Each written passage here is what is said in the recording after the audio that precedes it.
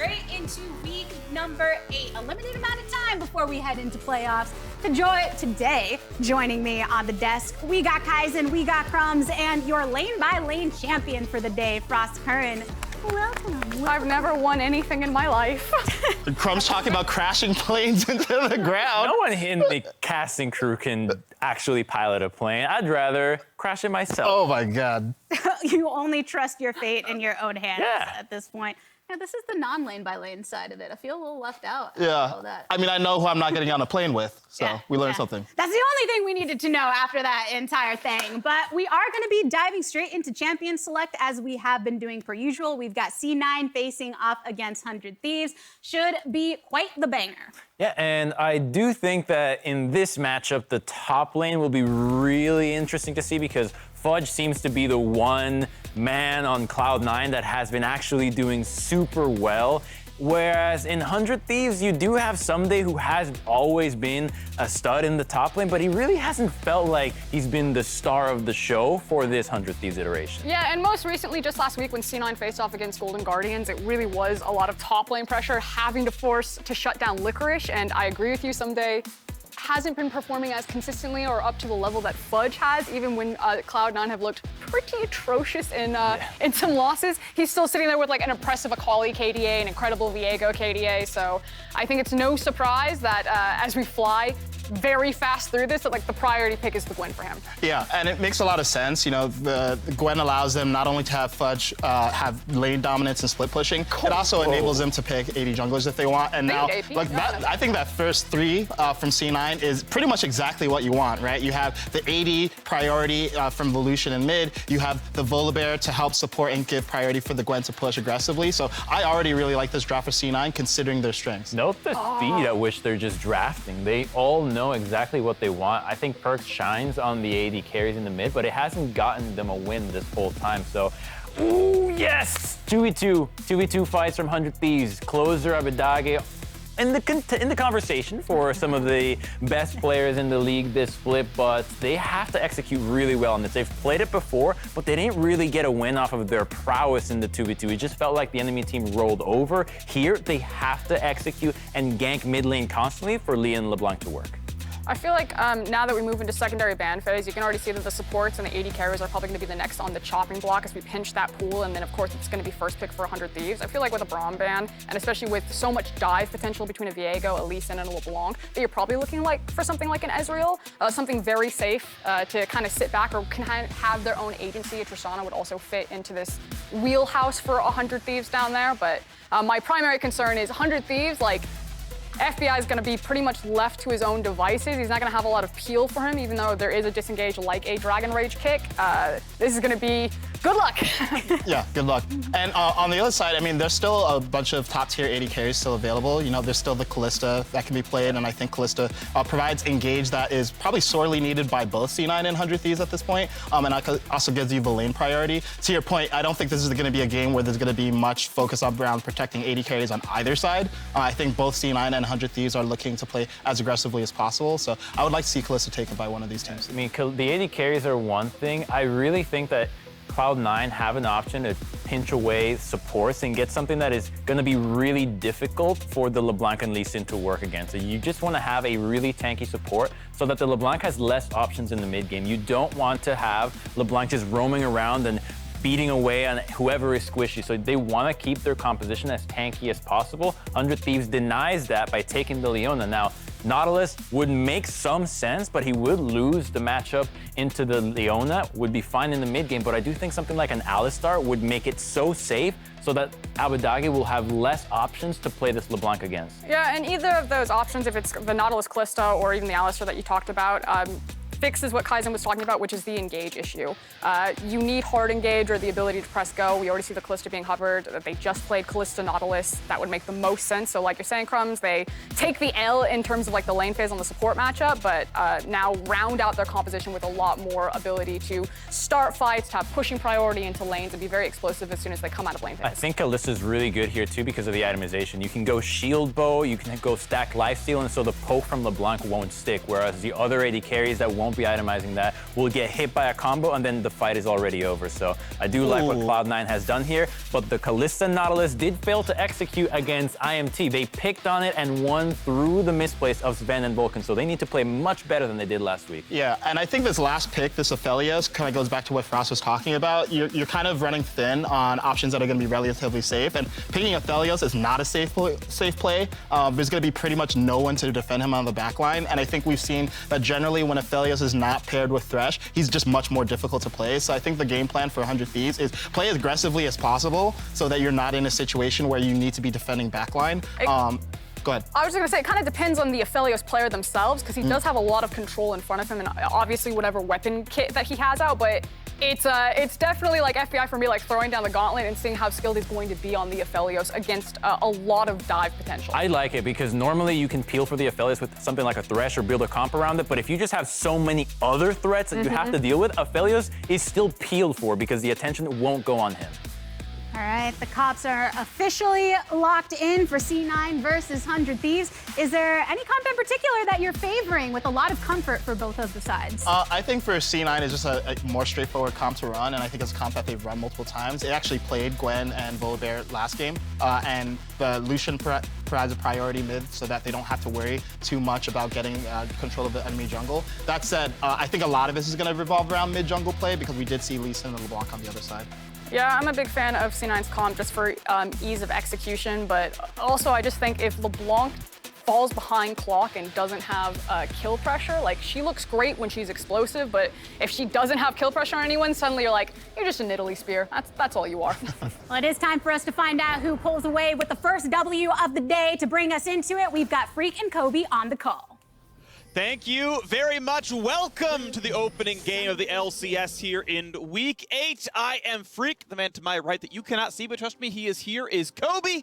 How you doing? I'm doing great, Freak. Looking at this from a jungle perspective, you are so excited because every lane is volatile. Yeah. This is really going to put one of the best jungle matchups that we have in this entire league to the test. Closer versus Blabber is an age-old one. Definitely love their interactions always. And looking at the level 1s, they're very focused on the counter invade. All right, Kobe, Blabber or Closer, this or that? Who do you choose in this game? So my answer, even though people are going to be a little bit curious about how Cloud9 have been doing, it actually has to do with the reaction that Closer has in his 100 Thieves videos to the games after Blabber. I feel like he's always in his head. So I'm going Blabber despite Cloud9's recent problems. Sure. Well, if you want to hear more about Kobe picking this or that, tune into this week's episode of This or That, where Kobe and Dash weighed in on Hold On to level 1. We'll read the rest of it in a second because they're fighting chickens right now.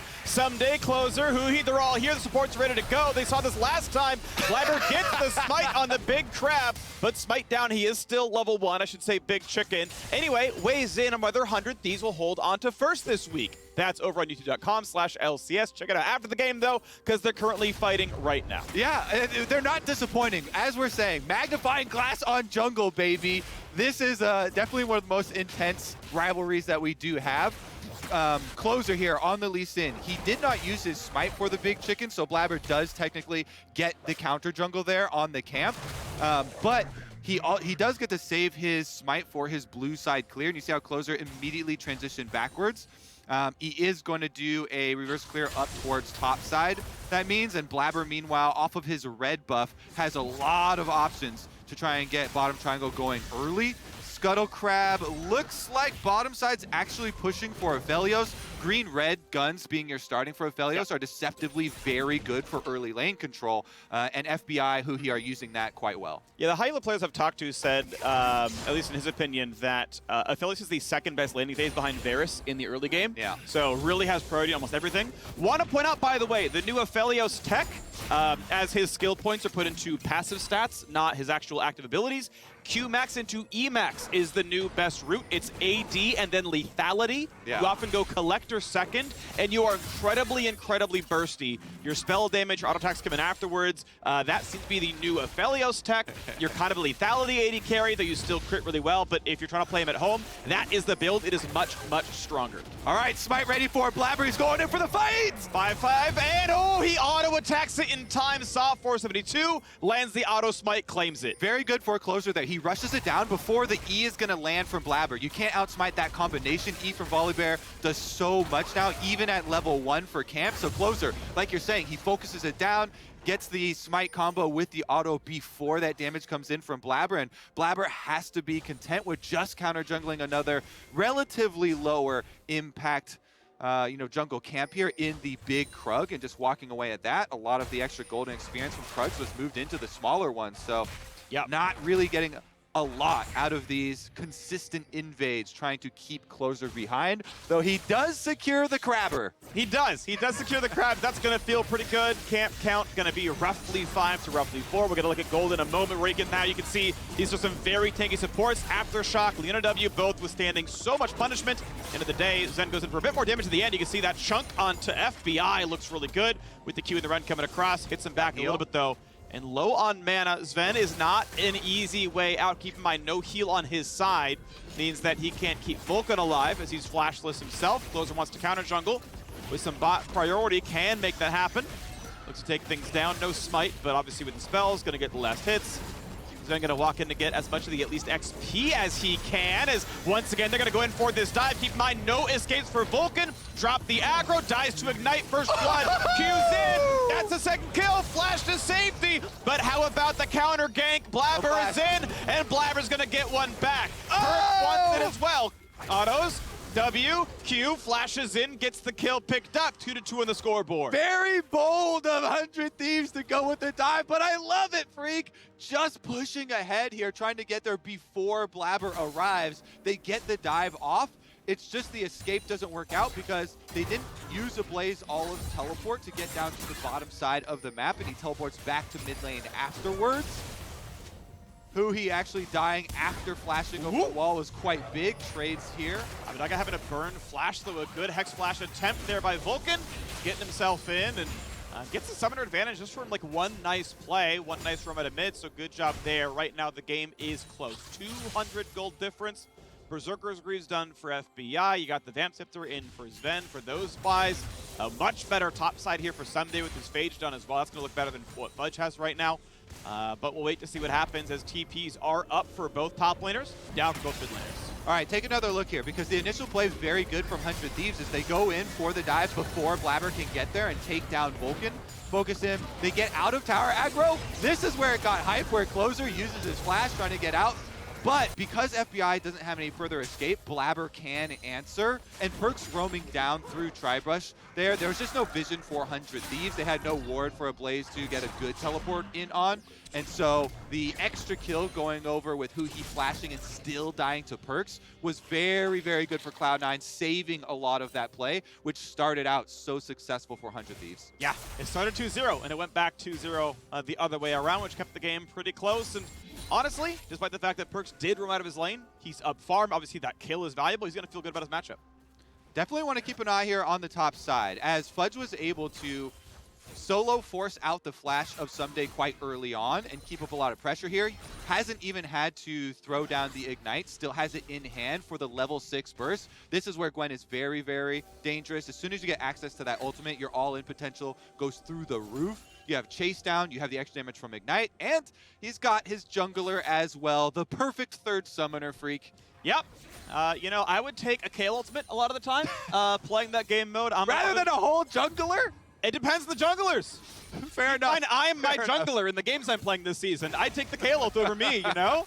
Not all junglers are created equal. Actually, I take the back. I have like a 67% Nocturne winner because the champ's busted. So, if I get my one trick, I'm doing okay. But we got a red dragon being attacked. Keep the colors going. It's going for the red team. They've got the scuttle as well. And there you go. Infernal Drake going to be claimed easily. 100 Thieves hold the small gold lead, and Closer did not have his spite, did not get spotted. Gets to take the last hit with his auto attacks and abilities.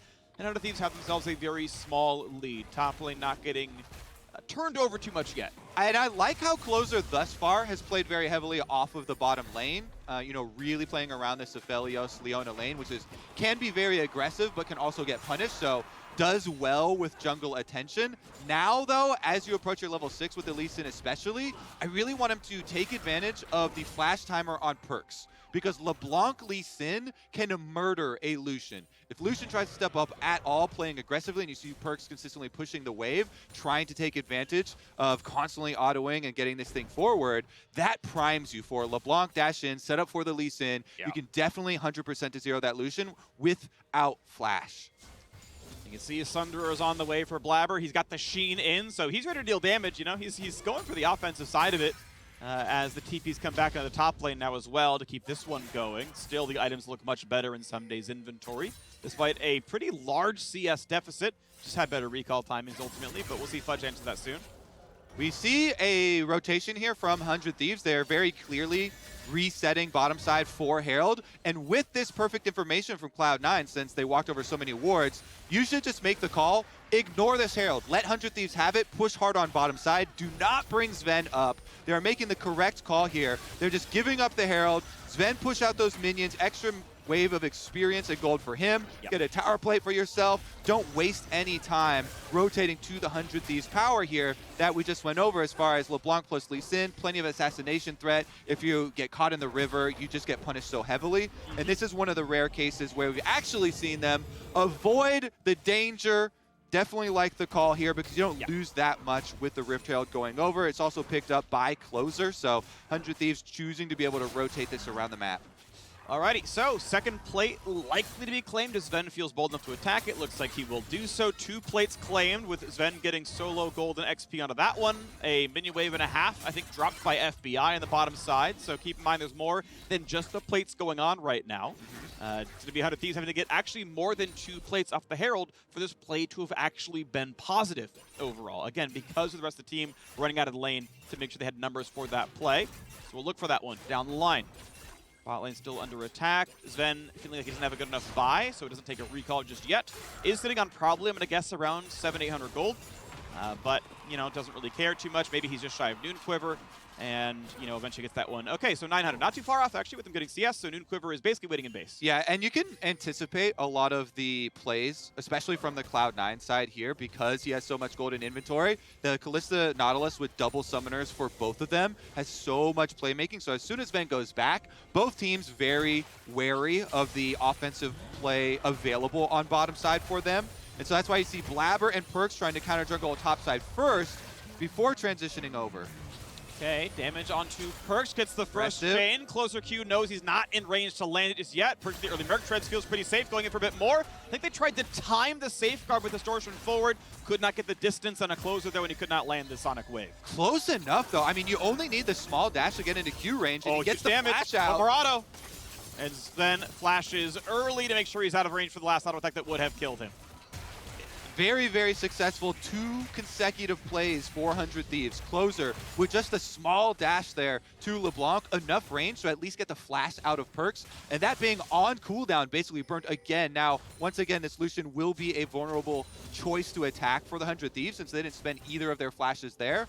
And it kind of takes some of the power out of the early stages. Now, Perks has wisened up to this. He's invested very early into those Merc Treads in hopes that the tenacity is going to allow him to avoid certain death on that attempt on his life. But you see the concentration of wards here from 100 Thieves. There's no mystery about trying to pull off that play and keep that pressure. Flash, nice step up by Hui to keep his man safe. FBI would have almost certainly died if Hui didn't quickly come in and tank it. We get the thumbs up. The flash play means nothing. Ignite was burned, and a good step by the 100 Thieves support. Yeah, best defense is a good offense, freak. Yeah. Aphelios stand and fight him off of your Leona. Hui quite tanky there, and Sven chugging his potion, but he's still so low. Wants to make use of his Vamp Scepter to heal back up off these minions and avoids the sniper shot as well. Pretty critical for him to be able to heal right back up to close to full health. So you can see 3 plates claimed bot side. That means Herald is guaranteed to kill the turret off the charge. Suddenly that's first turret gold. That's 500 bonus thrown in the pockets. And Closer gonna wait now, looking at a 3-on-3. They know Vulcan's there, but they can guess Blabber wants to be here too because, I mean, where do you want to be? We want to be bot lane. Where does Zergle want to be? Answering bot lane. So 3-on-3 down here. Yep, and we have all ults available. So Rift Herald is used. That charge will get off, and it will kill the turret. But who wins the fight? If FBI might be out of local turret range, that could be a lot of gold given away. Okay, is in there. Just a little bit hesitant around the range, but yes, he got it 610 on the AD carry. That's going to feel good. Good job getting the spacing right. Says, okay, you're there for the counter gank, but all we wanted was your turret. That one's going to die to the crash. Money earned. And I like how we're seeing both teams being very aware of the opponent's timings here. You know, cautiously playing around, checking the vision to say no blabber, again, off of this Kalista recall purchase, double level 6 ultimates for Nautilus and Kalista. They want to make a play. 100 Thieves cautiously optimistic about their dragon chances here, moving into the brush first. Okay, there we go. In onto Volibear, but ult's a way to stay alive. Blabber's going to be untouched for the most part. Stopwatch in by Huhi. Ult's going to miss from FBI. Perch wants to find some targets, but just goes back to his team in the end, as now Sunday has come down. 5-on-5 available. Fudge holding the front line, and it's 100 Thieves forced to back off. Yep, they call Fudge all the way down there. Teleport channeled from the top side. As soon as Gwen gets there, Cloud9 able to force them out of the river, take the dragon for themselves, put a stop to that stacking, and this one is incredibly close, Freak. It is under 1,000 gold difference, tied in dragon scores. These teams are fighting back and forth. 100 Thieves, though, they do start the week alone in first place, a full game above TSM, 3 above Cloud9. C9 doing a whole lot better, defending champions from the first half of the year. Looking to keep that one going as they kind of step up as we get closer and closer to the postseason. Next big power spikes to look at too, especially I've got eyes on Abadaga. As soon as he finishes his Luden's Echo, Sword Shoes plus Luden's, LeBlanc getting close to that level 11 is a tremendous amount of burst damage, but Fudge running for his life. Flashes to land the stun, make sure it's in range to hit Fudge. This could be a whole lot of damage, and it is beautifully done. 100 Thieves find the kill topside. A good TP by Abadaga, a great setup by Someday. Yeah, that gets you more gold right in the expected source there. It's level 11 now for Abadaga. He had to use both summoner spells to convert, but it's so worth it for 100 Thieves. They spend everything on the top side while Dragon is just gone, so there's nothing else they're going to give up on bottom half of the map. And Abadaga gets paid. We're just about to speak of his big power spike coming up, Freak. Well, now it is here. Has the rank 2 in the ultimate. Should be able to complete on recall, and that is Someday making a big play for the team. It's one of the players here on 100 Thieves that has probably got the least accolades this year. Yeah. A lot of the rest of the team being discussed as, you know, top even 2-4 roles, but Someday performing quite well here on the Ruined King himself, flashing inside of the W to make sure that he's able to land this and start it up for the top side play. You know, I feel like we don't see this matchup nearly enough, considering the lore implications. Like, how many times have you heard Castle say, like, the wife steal lane when Lucian and Thresh are interacting? Like, Fudge is playing the physical manifestation of Isolde's joy. All Someday wants to do is put Isolde back together. Have you been reading the visual novel in the client? It's summertime, Freak. Everybody's trying to party. They're not trying to read. I will tell you that I have been reading. Not up to date on the lore. I've just put a build over in Zon. It unlocked yesterday. I'm doing my best, man.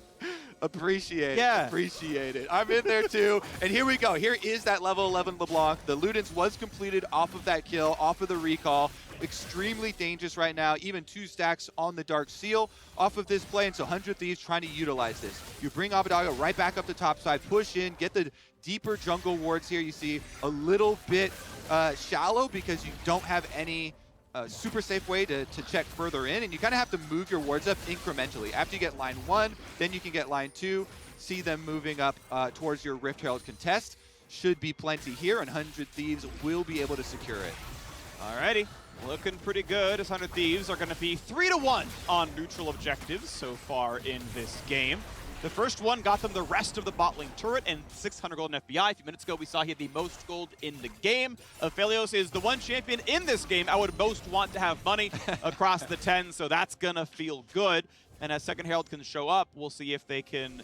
I'm going to guess they're going to crack mid-outer with it, most likely. Yeah. I'm still a big fan of trying to make a play for the side lane tier 2 because it is worth more gold than the others. But that's going to be tough to reach in the current game state. Top's not far from dead either. Abadaga maybe waiting for his distortion.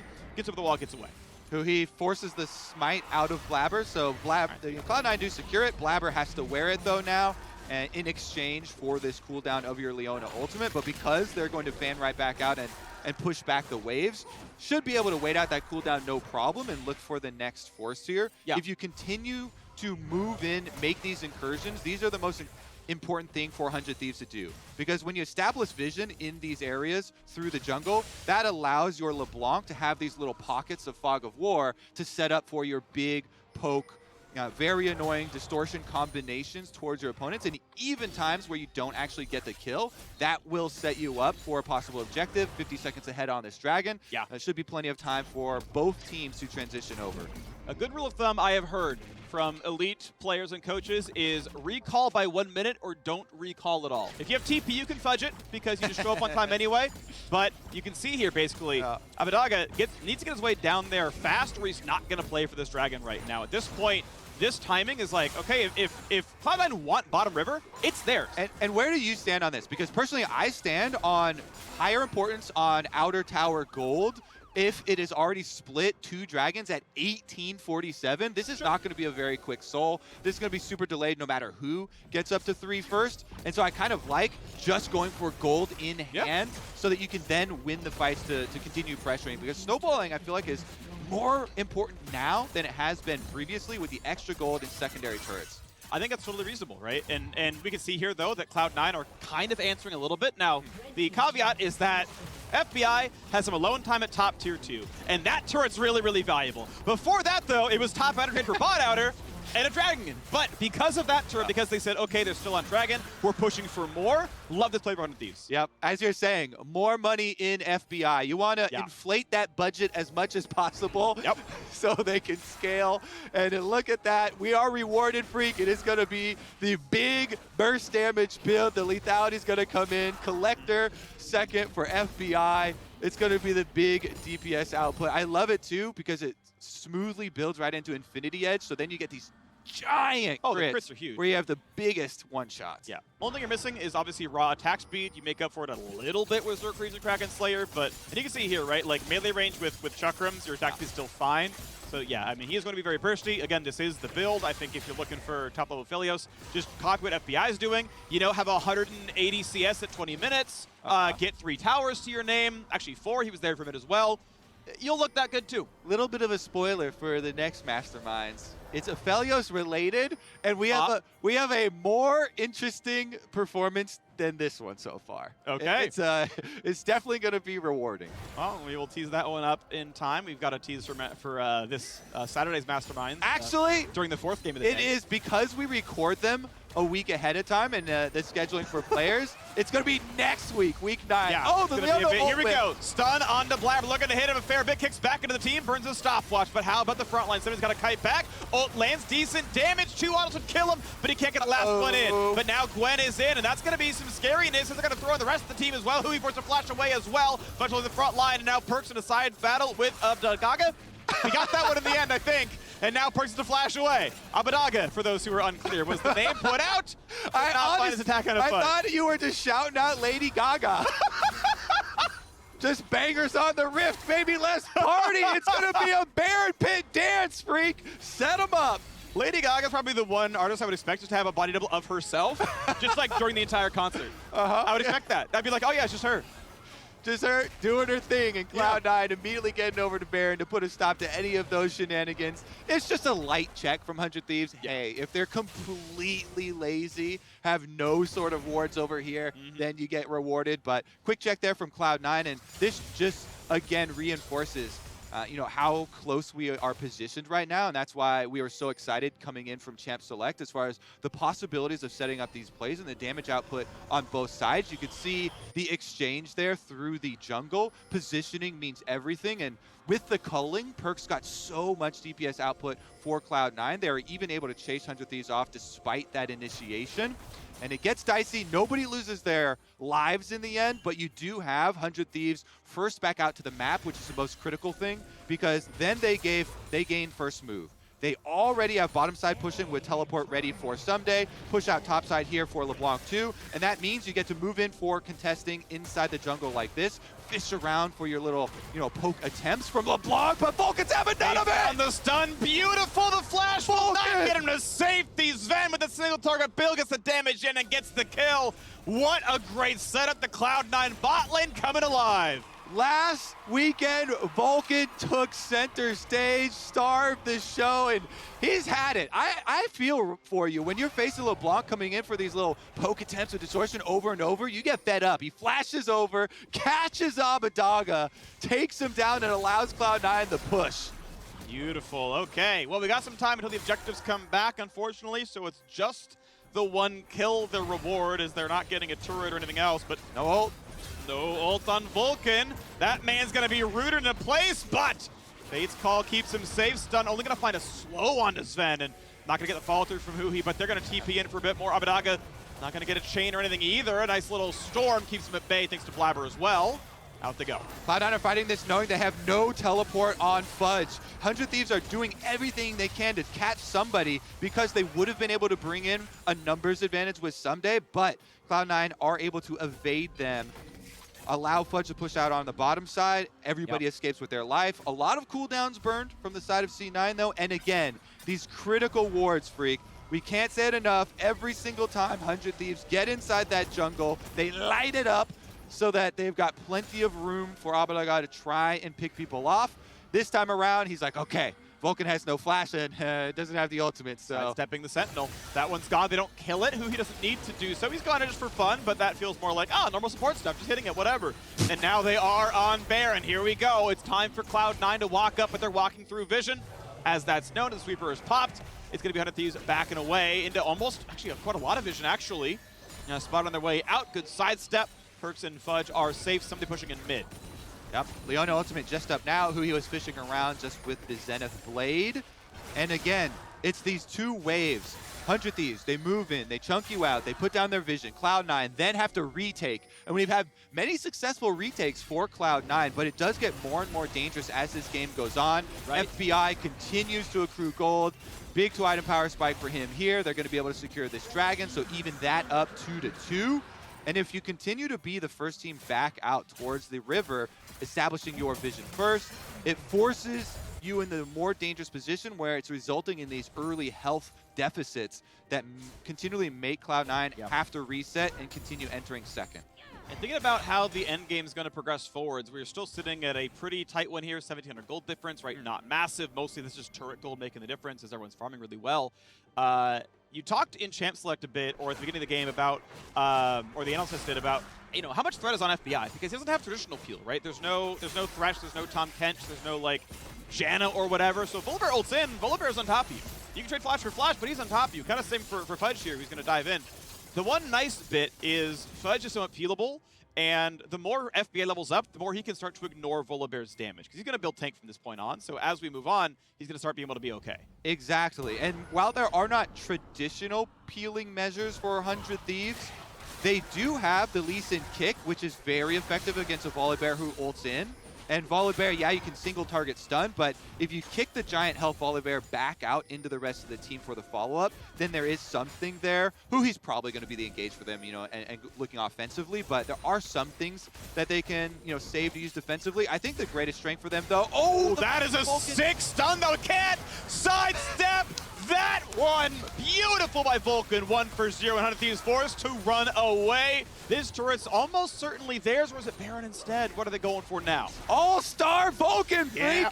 Here's my player of the game last time for C9. He's probably going to be it this time around. Another play by the C9 support off of that controller. They use it to start up the Baron. Numbers advantage. No AD carry here for 100 Thieves. Looking at it now. Hook almost going to land on Abadaga. Goes right back in. Decent damage. Fate's Call brings him back out, but now no safety left for the Nautilus. Goes up to the side. Smite fight going to be available. Closer can try to make his way in. Can it happen? Push down, and Fudge actually solo kills the man. They trade one back, but the Baron is playing up for 2 for 1. I was about to bring up Freak. Oh, they got to keep this Lee Sin out of the pit. Guess what? You send him back to the fountain. He's out of the pit. Fudge steps up right over the back of the Baron wall into 4 members and just assassinates the enemy jungler. Oh my word, that was beautiful. I mean, 100 Thieves couldn't get the damage together. Obviously, their primary damage was not available thanks to Vulcan. But that's how you kill the jungler. You just kill the man. Beautifully done. My God. Closer, did he have kick at the start of that fight? Because he's got kick now. I want to see that replay. So? Because there are a lot of things Gwen can do in this situation, but dang. All right, let's check out the pro view. Ah, this won't show. Okay, this is not even the replay anyways. I was going to say it wouldn't show the cooldown for Lee Sin kick, but here is the Hex Flash from Vulcan into blind. He's just, oh my god, he's so good, Freak. He had his mouse over the expected location of Aphelios and weaves his hook around the Leona. Able to hit it. Here's the Fudge one looking at closer. Did have kick was there. up, he just didn't use it. Did have kick on screen. He was thinking about how do I get into the pit. He was not thinking this Gwen is actually going to chop me down. Yep. And the day she did. And, you know, turns out when you don't use your buttons, champs don't die very fast. They got Fudge afterwards, but yeah, needed that kick maybe a little while earlier. Kick her out of the shroud, something you're fine, but here we go, another fight in the top river. Who he dropped below 1K.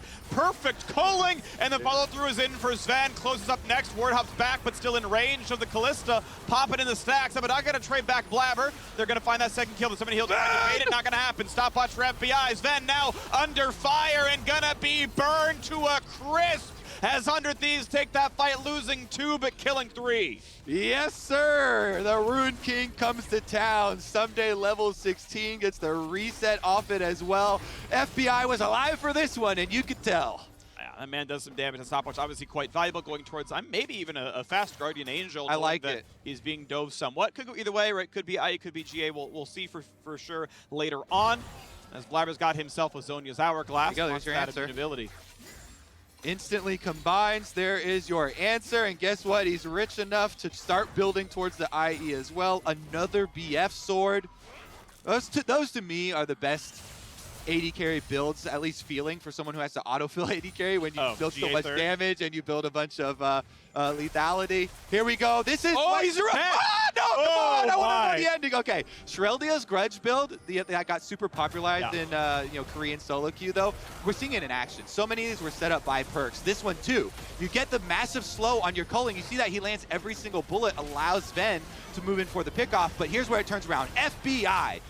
Giant ultimate. There's the power of the Infernum with the lethality. He got the giant AoE crit. Here's the aftermath, Freak. I'll have you know FBI lived, and the Dragon goes over to Cloud9, 3-2 in that score, but now the team fight might begin. Something waiting in the wings, and Abadaga marking perks on the backside. How about the front, though? Closer walks in, goes to the ward hop back just to his team, gets the shield. Not much else going to happen. Into the back line, we see FBI under attack, heads the round, and he kites away with the Q. Staying alive. 1 for 1, though. Jungler for support is dead. GA pop, that's going to matter as he's going to jump back to safety now and close the side. Fudge still in the chase. Knock up thanks to Nautilus, and now it's all up to 1, and it's not going to happen. Sven untouched. Double kill comes through for Fudge, and now Closer can only run away, but that man, I think, is likely to die. Doesn't have any more escape tools left for a second. Finally gets cooldown back, and walks his way out, but Cloud9 take that fight, losing 1, and they kill 3.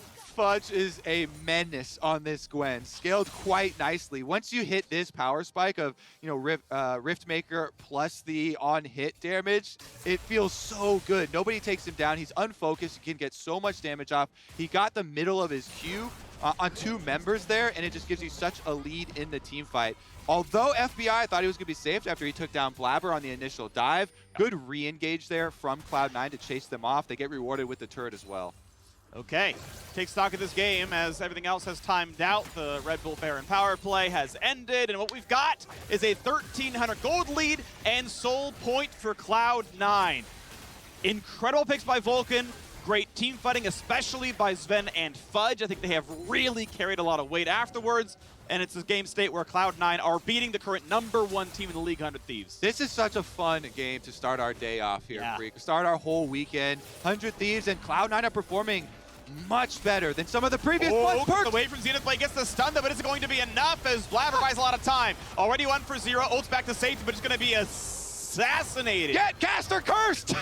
It's still a good game, Kobe. It's still an exciting game. 10-10 on the scoreboard, and now some pretty long respawns. Should mean a couple of turrets. We'll see if it means an inhibitor.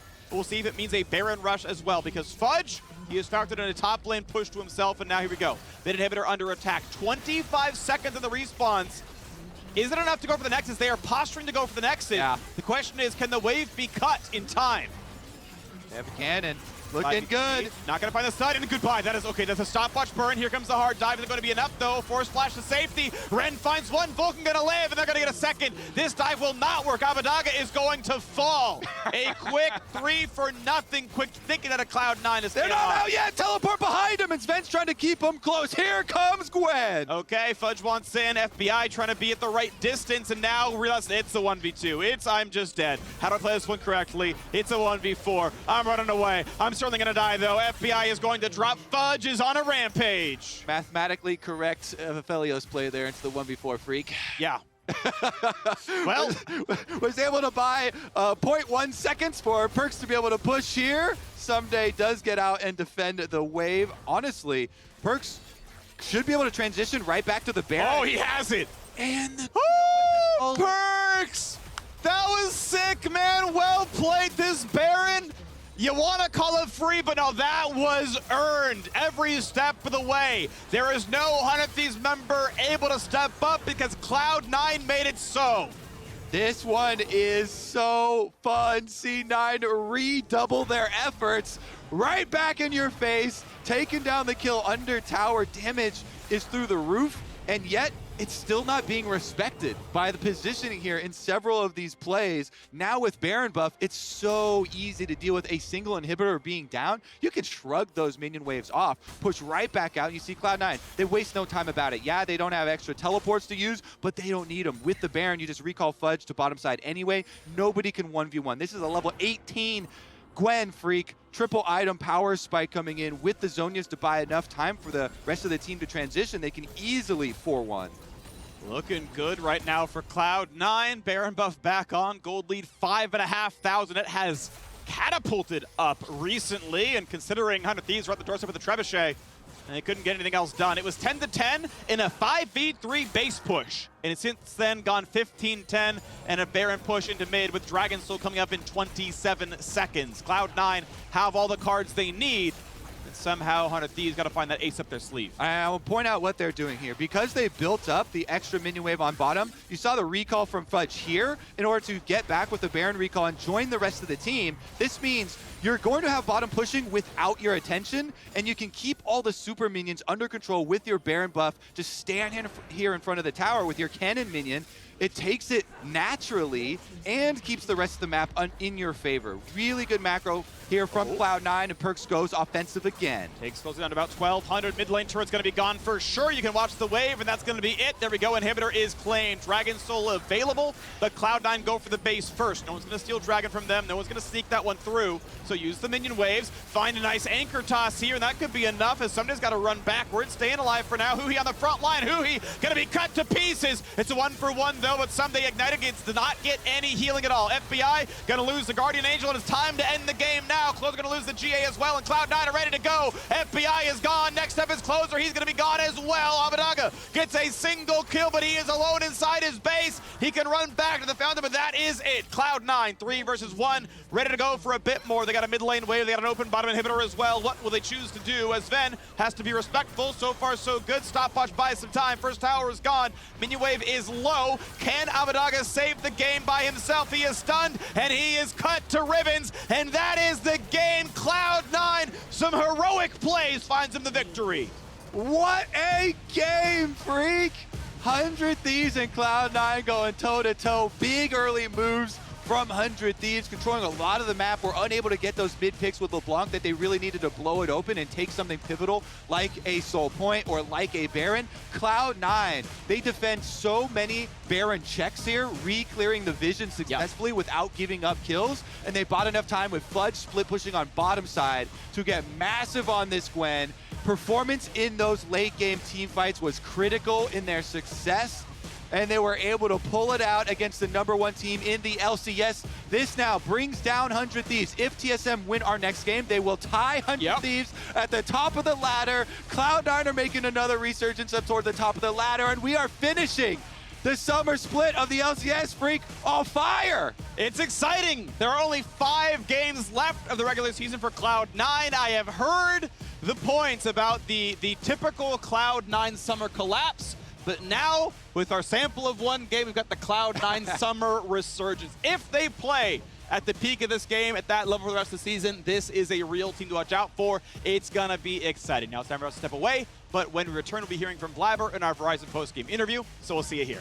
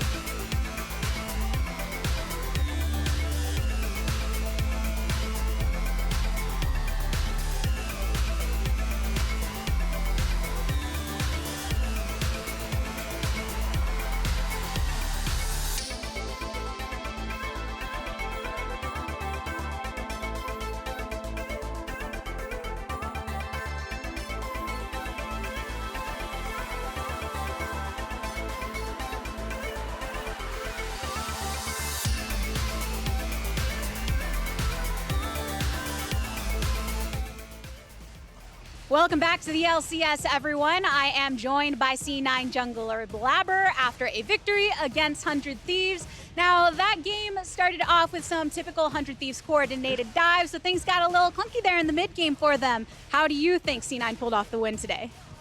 I think we, as a team, have always had pretty good late to mid game macro, and today we didn't die super early in the game, so that was a plus for us, because generally we lose those games. So I think we played the late game well, and we were just outscaling them. So yeah, felt pretty good. Yeah, some chef's kiss hooks from Vulcan to lead the rest of the team into battle there. Now, one thing that we talked a bit on the Bud Light League Lounge about is the development of the team, finding ways to work around the jungler once more, Fudge specifically having kind of a focus in doing that. Can you tell me a bit more about what you were all focusing on as an entire squad? Yeah, so this game I'm playing Volibear, so actually we're not focusing around me. I'm kind of focusing around my team. It's a bit different than like if I was playing Olaf, for example. The game kind of revolves around me. So depending on what I'm playing, I'm either playing for the team or they have to play for me, and it's definitely like two different playstyles that obviously we've been practicing.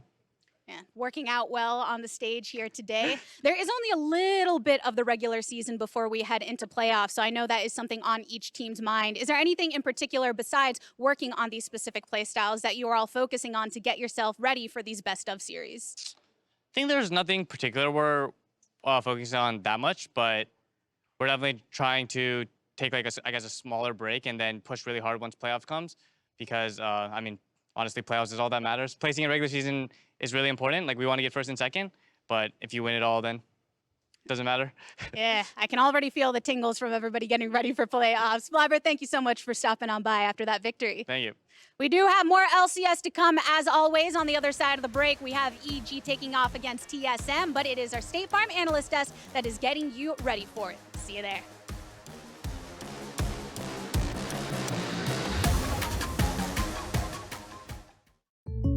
Not gonna lie, Jake from State Farm. That Daniel deal got me some sweet savings on my insurance. Daniel, State Farm offers surprisingly great rates to everyone. Sure you do. Tell you what, I'm not supposed to do this, but I'll let you try the chunk, honey. Oh, I'm good. Here's the deal. Great rates, kinda our thing. You wanna meet the queen? I'm not dressed for that. When you want the real deal, like a good neighbor, State Farm is there.